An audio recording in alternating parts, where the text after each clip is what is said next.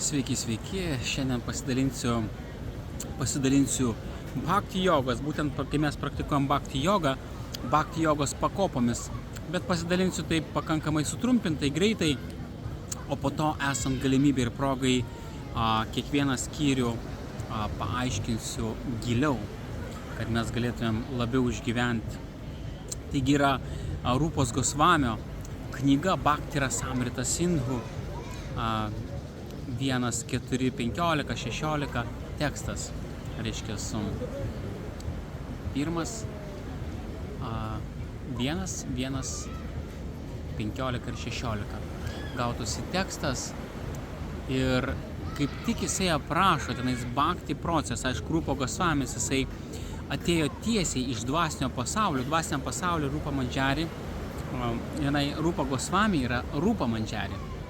Taigi artimiausia Radharanės draugė, Mandžari, vyriausia Mandžari, tai labai ypatinga asmenybė, tai dvasiniam pasauliu Rūpa Mandžari, o čia buvo Rūpa Gosvami.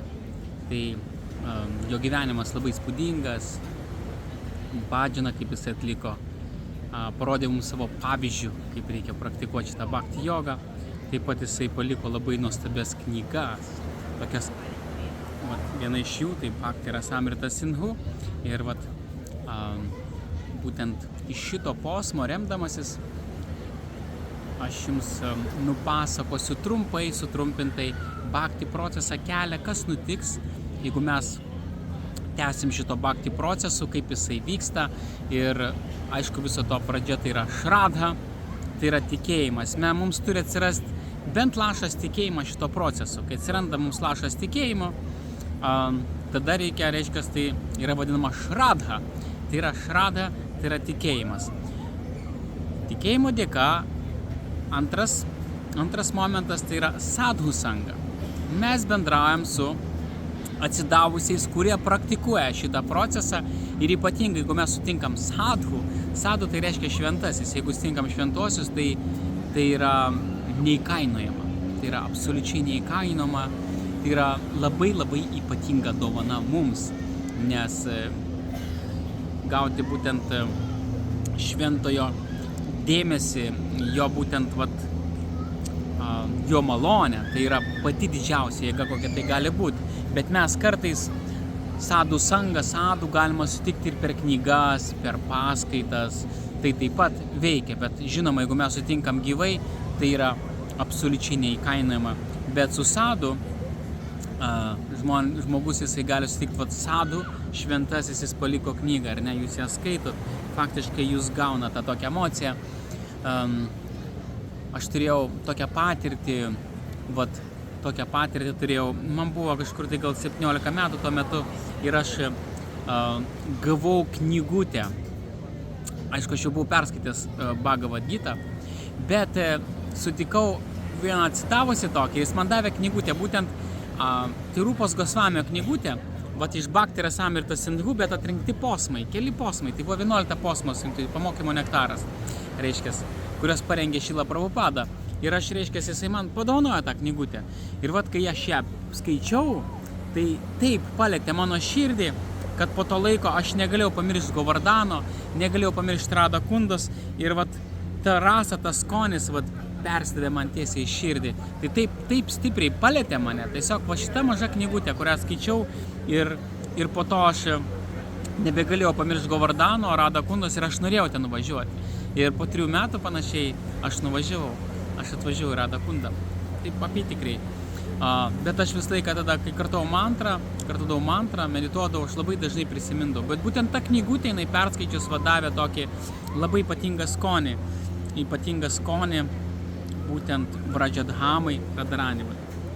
Tai kokią galią turi netgi knygutė, reiškia, švento žmogaus. Taigi, kaip ir sakiau, pirmas, nuo ko viskas prasideda, tai reiškia, yra šradha. Tai yra tikėjimas. Tikėjimo dėka, reiškia, mes pradedam sadhu sangą. Sadhu sanga bendravimas. Bendravimo momente, reiškia, tai taip pat mes gaunam tam tikrą malonę, žinias, ir pradedam kartuoti mantrą. Nes prasideda tam tikri praktiniai dalykai, ar ne?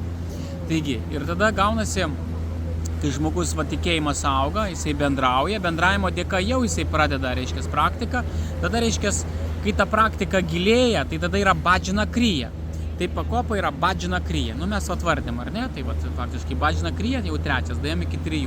Bhaджана kriya tai reiškia, kada žmogus, reiškia, jisai ryžtingai imasi atlikti sadanos, pasiema mantros kartoti ir kartoja jau tiksliai, pavyzdžiui, jisai nusisprendžia, kad aš kartosiu nuo šiandien po 4 ratus, po 1 ratą, jisai aš šiandien skaitysiu tiek ir tiek knygų ir jau žmogus priima šitą dvasinę praktiką, jau priima ir ją pradeda praktikuoti. Tai vadinasi bhaджана kriya. Jisai atlieka praktinius veiksmus, tarkim, anksčiau keliasi, kartuoja mantras. Aš, pavyzdžiui, jums yra jau 2 mano paskaitos, ar ne, yra įkeltos mano grupėje, tai yra Bhakti Yogas Tamal Varan, reiškia sadana, ar ne, sadana, tai yra 1 ir 2. Pirma sadana, kai mes atsikeliam, sukaltuojam maldas, ar ne, ir yra sadanos dalis, taip pat galim dandavatais nusilenkti. Tada pradam kartot Gaurangos mantrą sukartojam, Hare Krishna Maha mantrą sukartojam. Aš jūs, aišku, joga pytos apmokinau, kažkas gal gali daryti, rekomendau knygas skaityti, ar ne, Šrimad Bhagavatam, Bhagavad Gita, pradėti galima nuo Bhagavad Gitos, Šrimad Bhagavatam, Chaitanya Charitamrita ir paskui gali būti kokia Prema Bhakti Chandrika ir panašiai. Taigi, tai čia pradėt skaityti knygas, bet turiu meni, kad jūs faktiškai bhaджана kriya reiškia, kad jūs priėmėte šitą procesą kaip praktinį procesą. Tai yra kažkas gali tiesiog kartais kartot, kartais ne, kartais paklausyti ir jam tiesiog gal smagu, gal įdomu klausytis, galbūt jisai toksai draugas yra, draugiškas ar ne, bhakti procesų ir jisai kartais gali pakartot, kartais gali ne, bet bhaджана kriya tai 3 pakopa. Tai yra, kai žmogus pradeda praktiškai priimti. Ir mes, kai praeinam visas pakopas, aš pasakysiu, kas galutinis, tai yra iki premos, paskutinis bus prema, tai yra meilė. Būtent tyra, tikra meilė. Ir kaip daeiti iki tos meilės, tai yra procesas. Tai faktiškai bhakti jogos procesas, bhakti reiškia meilė, ar ne? Kaip daeiti iki šitos meilės, tai yra procesas. Tai yra procesas. Ir moksliškas procesas, viskas yra paaiškinta, kiekvienas žingsnis, nėra čia kažkokia tai balaganas ar balalaika, reiškia, ar ne? Visų pirma, mes turim, kaip ir sakiau, Gosvamius, kad ir dabar šitą aš jums ką pasakoju, aš remiuosi Rūpos Gosvamio šventojo, reiškia, priklausančio mokinių parampros sekai, ir jisai būtent Bhakti Rasamrita Sindhu aprašo šitą visą procesą, kurį aš jums perpasakoju giliau. Aišku, jisai paprašęs yra labai taip paprastai, bet reiškia, yra, aišku, Višvanato Čakravartis Thakūra pakomentavęs, dar yra aplinkui šventųjų kitų žmonių, kurie yra pakomentavę tą tekstą ir reiškia, aš jį studijavau daugelį kampų. Rūpa Gosvamis jisai parašė, bet jo paimta perskaitė, pavyzdžiui, skaitė Višvanato Čakravartis Thakūra ir jisai pakomentavo. Tada skaitė, yra daug dar aplinkui atsidavusių, mano mokytojas, reiškia, jisai, mano guru jisai skaitė ir taip pat komentavo tą būtent tą posmą jo. Ir aš turiu daug surinktos informacijos, būtent aplink tą posmą ir aš ją pasakoju. Taigi, bhaджана kriya, ar ne, kada mes pradedam praktiką rimtai užsiimti, ar ne, užsibrėžiam ir rimtai, einam palaipsniui, šiandien kartuojam 4 ratus, rytoj po mėnesio, reiškia, 6 tenais keliam, po metų galbūt priimam tą praktiką labai rimtai. Ir būtent bhaджана kriyos pakopoj žmogus jisai priima dvasinį mokytoją, nes kad pereiti į sekantį lygį anarcha nivriti, kada valosi mūsų širdis nuo purvo, tai valosi širdis nuo purvo, nuo trūkumo, anarcha nivriti, reiškia atsisakyti savo trūkumų, anarthų. Anartha gali būti pyktis, pavydas, geismas, godumas, norai, troškimai, sampratos įvairiausios neteisingos, tai yra anarthos. Tai jeigu mūsų protas neramus, mes jo negalim kontroliuoti, tai yra anarthos įvairiausios, ir ne? Trūkumai, tai yra trūkumas. Mes įveikiam. Žmogus faktiškai perėjęs būtent anarcha nivriti pakopą, jisai tampa Gosvamis, jisai suvaldo savo protą jusles. Jisai tampa, reiškia, pastovus. Taigi, bet kad pereiti, reiškia, iš bhaджана kriyos, pereiti į, reiškia, anarcha nivriti pakopą, reikia priimti dvasinį mokytoją. Kai priimam dvasinį mokytoją, toliau tęsiam praktiką, dar ją gilinam ir faktiškai mes tada perinam į anarcha nivriti pakopą. Tai taip labai paprastai, be dvasinio mokytojo mes toliau nejudam, reiškia. Bhaджана kriya mes atliekam praktikas, atliekam. Ir viena iš praktikos dalių mes turim prieiti prie dvasinio mokytojo, turim priimti dvasinio mokytojo iniciaciją. Ir vat iš čia mano esančių, reiškia, pasiekėjų, kas su manim keliauja kartu, tai tokiu būdu aš, reiškia, kas subręs, kreipsis į mane ir aš jūs atvesiu pas tyrą dvasinį mokytoją, jūs priimsit mokytoją ir iniciaciją. Aš esu pamokantis mokytojas, ar ne, kaip galiu sakyti, Bhagavata guru, reiškia, tai yra Diksha guru ir yra Šiksha guru, Bhagavata guru. Šiksha guru tai pamokantis guru, Bhagavata tas, kuris, reiškia, perduoda jums šventraščių žinias tiesiai, nespekuliuodamas, perduoda šventraščių žinias. Ir yra Diksha guru, kuris inicijuoja. Būtent, reiškia, įprastai aš rekomenduoju ir vedu savo, kas eina šito keliu, atvedu pas Vaišnavapadą, tai yra mano dvasinio mokytojo, reiškia, mano dvasinis brolis. Mano dvasinis brolis ir mano mokytas būtent jam suteikia visą galę, visus palaiminimus ir jisai turi pasiekęs jau pakankamą lygį, kad jisai galėtų jums suteikti būtent dikšą, realią tikrą iniciaciją. Tai turi būti sadhu, toks yra terminas, turi būti sadhu ir jis turi pasiekęs būti pilną šventumą, reiškia, tada jisai gali jums suteikti tikrą dikšą. Kitu atveju tai bus netikra. Dėl to jeigu aš jūs vedu, tai aš jūs privesiu prie teisingo, kvalifikuoto dvasinio mokytojo. Taigi, ir kas norite ar norės, kreipkitės į mane, mes organizuosim. Atvažiuosit į Indiją, būtų, aišku, pats smagiausias dalykas, kad galėtumėte atvažiuoti į Indiją, į Govardaną, Radakundą ir aš jūs nuvesiu tiesiai pas dvasinį mokytoją ir tada gausit labai ypatingą patirtį. Tuomet galbūt galėsit kurį laiką pabūti Radakundai, Govardane, mes kartu pamedituosim, aš jūs apmokinsiu dar giliau, apeisim Govardanos kalną, įsimaudysim Radakundą, apeisim Vrindavaną, aplankysim aplinkui vietas, yra Varšana, Nandagramas, tai kas būtent subrendot ir jaučiatės, kad jums reikalingas dvasinis mokytojas, tai drąsiai rašykit ir mes organizuosim susitikimą jūsų su dvasiniu mokytoju, aš jūs nuvesiu tiesiai pas mokytoją ir paprašysiu asmeniškai, kad jūs priimtų į mokinius. Tai jeigu aš matysiu, kad jūs tikrai rimtas, nes turi būti rimtumas, bet tas rimtumas nereikia kažkaip tai savęs, kaip čia pasakyti, nereikia savęs nuvertinti, ar ne? Jeigu tikrai ryžtingai stojate į tą kelią, sekat principais, jau pradedat, reiškia, kartot mantros, tam tikrą nustatytą ratų skaičių, šventraščių skaityti ir taip toliau ir jaučiat, kad jūsų širdis tikrai nori eiti šito keliu, to ir užtenka, ar ne? Nes kad toliau giliau eit, mums reikia dvasinio mokytojo. Taigi, priimam dvasinį mokytoją, Bhajana Kriyui, toliau, reiškia, tęsiam šitą procesą ryžtingai, bet kai dvasinis mokytojas mus priima, reiškia, jisai prijungia mus, reiškia, priima į dvasinę šeimą. Tai nėra vien, kad tai kažkas labai paprasta, ar ne? Jisai priima jūs į dvasinę šeimą, prijungia prie parampros mokinių sekos ir jūs kaip prisijungiat prie šitos visos linijos, ar ne? Ir mūsų sampradaja yra Brahma Gaudija sampradaja. Brahma Gaudija sampradaja. Tai jūs prisijungiat konkrečiai, kaip pavyzdžiui yra koks nors fenas ar neguli ant stalo, jisai gali būti bevertis, bet jeigu jūs prijungiat į razetę įkišat, ar ne, ir jisai suveiks, ar ne, oho, jūs galėsit panaudoti, reiškia sušildyti, reiškia įžyvinti plaukus ir sušildyti namus. Tai faktiškai, kai jūs prijungiat, tai jūs prijungiat, mokytas, kai priima, jūs, reiškia, jūs gauna dikšą, tada jis prijungia jūs prie viso šito dvasinio proceso labai giliai. Ir dvasinės procesas tada, reiškia, pagilėja. Ir faktiškai tęsiant toliau, reiškia, praktikas, mes pasiekėm anarcha nivriti. Anarcha nivriti tokia giliai labai ilgas procesas, tai yra apsivalymo procesas. Bet kurie, reiškia, ryžtingai eina to keliu, ryžtingai eina bhakti keliu, kartoja mantrą, skaito šventraščius, savo sąmonę panardina į Radha Krishna lylą, į bhajaną. Bhajanas tai reiškia, bhajanas vyksta viduje, kada mes galvojam apie Radharani Krishną, kada mes kartojam mantrą, kada mes skaitom šventraščius, apgalvojam, tai reiškia mūsų sąmonė, mūsų protė, mes, reiškia, užimam savo protą, savo sąmonę dvasiniais apmąstymas, dvasinėm mintimis, ar ne, užkraunam, o ne materialiom. Įprastai mūsų galvos prikištos materializmo, materialių dalykų, tai mes faktiškai, materializmas, tai yra materialistas, bet, reiškia, bhakti procesas, mes savo sąmonę, reiškia, užpildom Dievo sąmonę, ar ne, transcendentinė dvasinė sąmonė, tai reiškia, kartuoja mantrą, tai jau transcendentinė mantra, vibracija, tada skaitom šventas knygas, tada prisimenam Radharani Krishnos lylas, galvojam, reiškia, bhajanas, mes kartuojam mantrą, tada prisimenam yra Štakalje Lila. 24 valandas per parą vyksta Radha Krishna Lila žaidimas dvasiniam pasaulyje. Ir pagal laiką mes galim medituoti tas Lilas, tas žaidimus. Medituojam.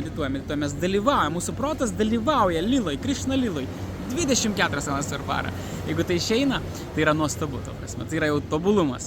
Ir faktiškai tęstant šitą bhajaną, visas tas procesas valosi mūsų širdis, reiškia norai, troškimai, visokie lengva, geismas, pyktis, pavydas ir ten viskas lenda, žmogus tęsia, braška viskas tiesiog. Ir kai jisai būtent apsivalo visiškai širdis, reiškia, suminkštėja, jisai pasiekia ništą. Pakopa yra ništa. Ništa reiškia pastovumas, viskas. Jūs tampat nebesutrikdomas, pastovus. Ir jeigu, pavyzdžiui, jūs kartuojat mantrą, jūs galite nuo ryto iki vakaro kartuot mantrą. Laisvai jūs galite atsisėsti, per akadašį ir tiesiog Hare Krishna, Krishna Krishna, Hare Rama, Rama, Hare. Galėsit kartuoti tiesiog nuo ryto iki vakaro. Visai nebus sunku, ar ne? Tai yra ništa pakopa. Skaitysi šventraščius knygas protas, jūsų nebetrikdys. Jau jūs tampat gosvamis. Faktiškai ništui, žmogus, kai jau pasiekia ništos pakopais, jis gali pilnai 100% sukoncentruoti savo dėmesį, savo protą, jisai valdo protą, valdo mintis, valdo juslės, jau jisai faktiškai tampa valdovas. Nėra taip, kad visiškai 100%, dar kaip sakant, jį bando išmušti, truputėlį yra toksai, ar ne, bet faktiškai taip jisai lengvai susitvarko ir jisai dar pasineria giliau į bhajaną. Tai yra pastovumas, tai yra ništa.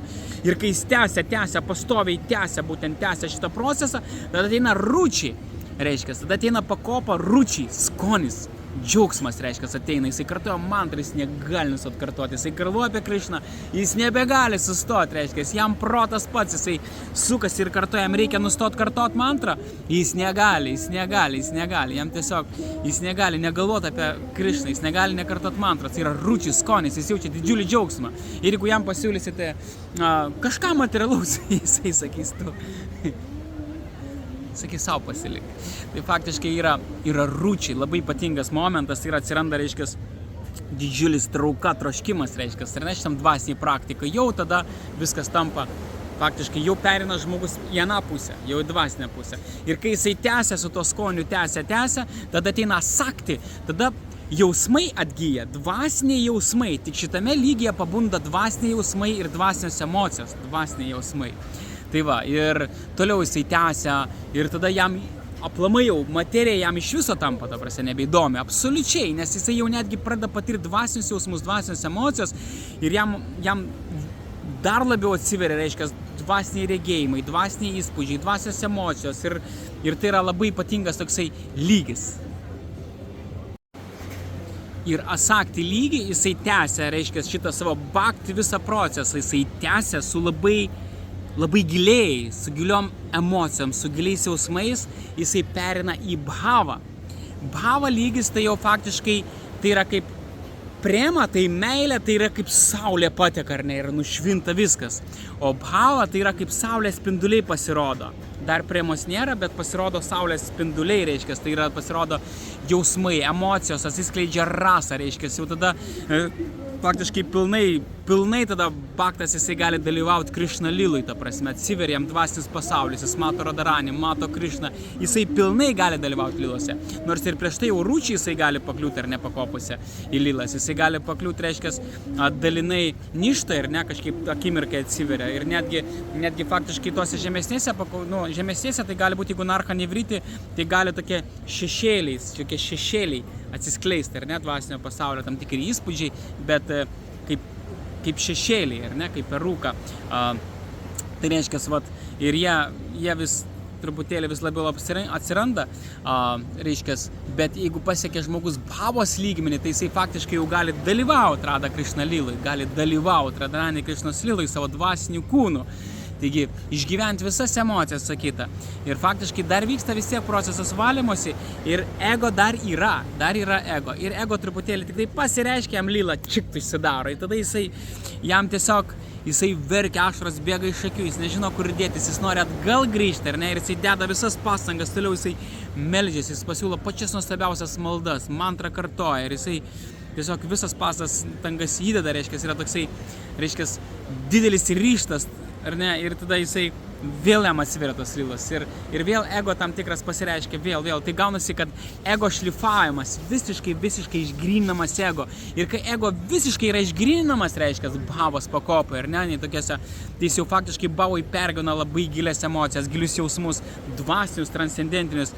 Ir kai ego visiškai ištirpsta, reiškia, Hladini šakti Radharani speciali, labai specifinė galia, tai prema, meilė, jinai įeina jo širdį ir tai saulė nušvinta, viskas faktiškai.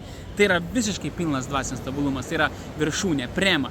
Aišku, pasiekęs bhaktas prema, jis dar tobulėja jau dvasiniai, bet jau anoje pusėje, jau jisai nebe čia. Premai visiškai tampa nirgūna, jo neveikia jokios karmos. Ta prasme, nėra niekas jo nebeįtakoja visiškai materialiai gamtai, jis tampa absoliučiai nirgūna. Netgi yra tokia prarabha karma, netgi šita prarabha karma neveikia.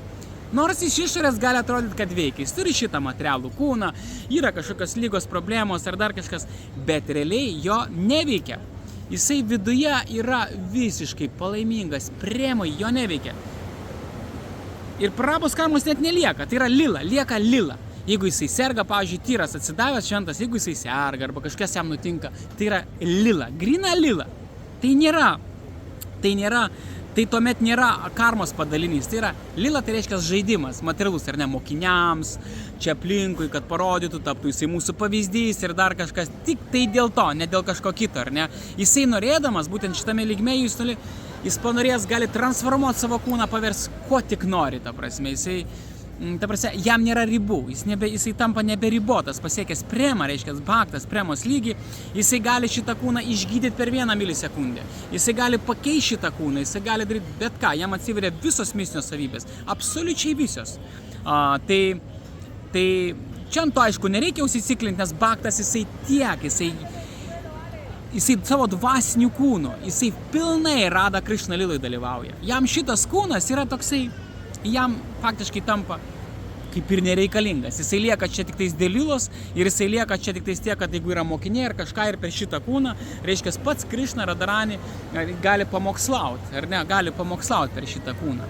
Faktiškai per šitą kūną pradeda reikštis pats Krishna, ar ne, ir jisai pamokslauja, jisai priima mokinius, bet kartais prie tokio mokytojo jūs galvosit, kad jūs bendraujate su to mokytoju, o iš tikrųjų jūs bendraujate su Krishna.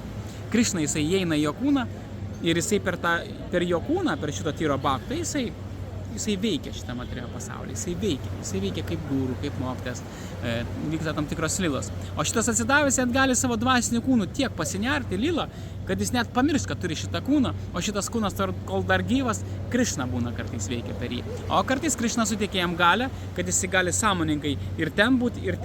Bet tai yra tokia ypatinga galia, bet prasideda ypatingas lilos, ypatingi žaidimai ir tokia palaima, toks džiaugsmas, kurio tiesiog neįmanoma apsakyti. Tai yra prema, tai yra meilė. Tai yra tyra meilė. Ir faktiškai 100% atgyja, reiškia, jūsų dvasinis kūnas, jau dvasinis, nematerialus. Šitas kūnas taip jisai numirs anksčiau ir vėliau. Tai faktiškai jūsų dvasinis kūnas 100% atgyja, jums nebesvarbu, kas šitas kūnas. Jūs nejaučiat nieko absoliučiai šito kūno susiję. Jūs galite valdyti, ką tik nori daryti, nėra ribų. Tai yra kelias, bhakti jogas kelias, procesas, kurį mes praeinam ir galbūt, kada man bus nuotaika, aš papasakosiu kiekvieną pakopą detaliau ir tą žinot moksliškai reikia, nes tai yra mokslinis kelias, bhakti jogos procesas yra mokslinis kelias, kai mes praeinam, reiškia, nuo šrados tikėjimo iki premos. Ir šrada, visos šrada, jinai reiškia prema, tai yra šrada tikėjimas pasiekęs 100% lygis, įsivaizduojat? Prema tai yra 100% šradha, ar ne? O kai mes praktikas pradam atlikti, ten rasi 1, 2, 3% tikėjimo. Šradha reiškia tikėjimas, 100% tikėjimas, 100%. Tai yra prema. Tai toks procesas yra. Jeigu yra klausimų, rašykit, klauskit, dalinkitės įrašu. Iki susimatymo.